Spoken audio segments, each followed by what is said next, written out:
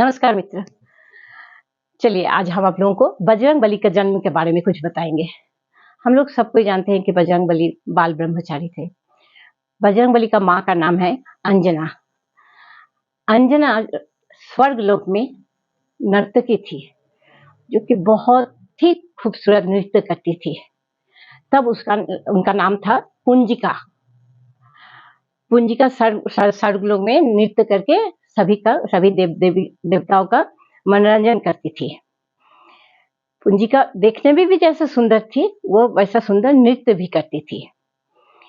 एक बार क्या हुआ, एक साधु, विकृत साधु, जो कि पुंजिका का सामने से गुजर रहे थे। देखिए, कोई अगर विकृत है या किसी का अंदर कोई खोट है तो वो तो उसका गलती नहीं है, भगवान जैसा बनाए हैं वैसा ही वो हुए। इसीलिए कोई भी इंसान को देख के हम लोगों को मजाक कभी नहीं उड़ाना चाहिए। पुंजिका क्या की, वो साधु को देखकर खूब हंसी, खूब मजाक उड़ाई। इसे वो साधु बहुत ही क्रुद्ध हो गए। उन साधु को बहुत खराब लगा कि भगवान मुझे ऐसा बनाए बोल के आज तुम मुझे देख के हंस रही हो, तुम सुंदरी हो बोल के। भगवान हमको ऐसा बनाए तो इसमें मेरा क्या कसूर।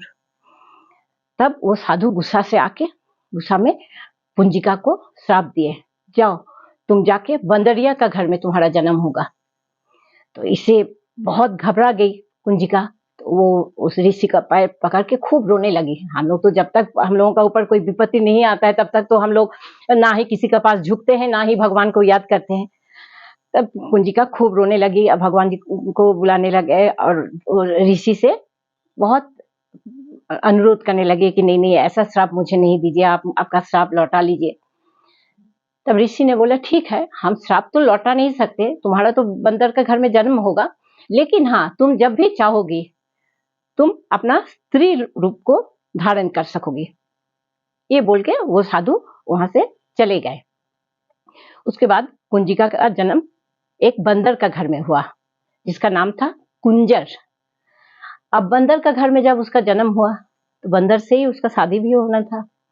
तो उसका शादी उसका पिता ने, कुंजर ने उसका शादी करवाया केसी नामक एक बंदर से। शादी का 10 साल तक इसका पुंजिका का कोई संतान नहीं हुआ। तब वो अपना पति का इजाजत लेकर स्त्री रूप धारण करके वो शंकर जी का तपस्या में लीन हो गई। उसका तपस्या से शंकर जी बहुत प्रसन्न हुए और बोले, बोलो तुम्हें क्या चाहिए, हम तुम्हारा इससे बहुत खुश है। तो वो बोली, प्रभु मुझे आपका जैसा बलवान पुत्र संतान चाहिए। तब भगवान शंकर जी ने बोला कि ठीक है, तुम्हारा तपस्या में हम बहुत खुश हुए, हम तुमको वरदान देते हैं कि मेरा ही अंश तुम्हारा गर्भ में होगा। ये कहकर शिव जी वहां से चले गए। अब इधर भगवान विष्णु ने क्या किए, भागवत में आप लोग पढ़े होंगे ये बात को, विश्व मोहिनी रूप एक बार धारण किए। विश्व मोहिनी रूप धारण करके सब माने इतना सुंदर उनको देखने लगा। ऐसे ही देखने में उतना नारायण जी उतना सुंदर है, उसके ऊपर से विश्व मोहिनी रूप धारण किए तो छोटा से छोरी बने तो उसमें तो और सुंदर लगने लगे। जितना भी वहां ऋषियों सब थे, सबका त्याग छूट गया उनका रूप देख के। ऋषियों का जो मौन था वो तो खत्म हो गया।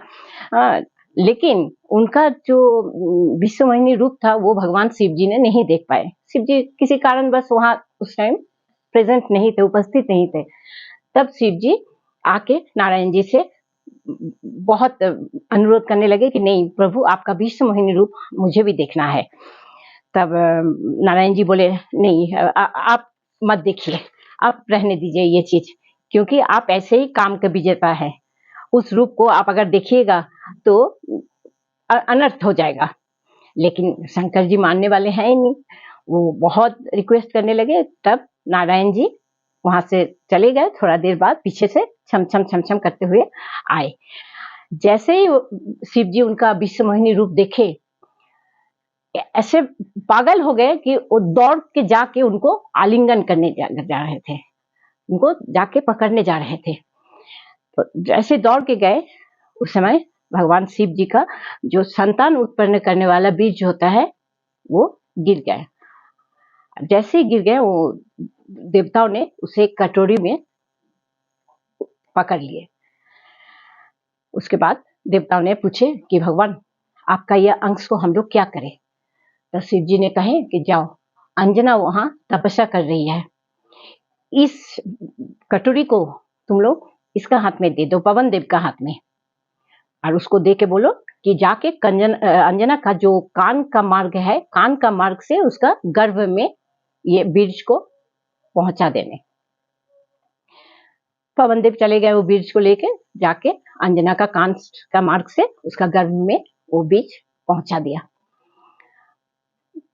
उससे वो गर्भ धारण की और उसी से उसका पुत्र, पवन पुत्र हनुमान जी पैदा हुए।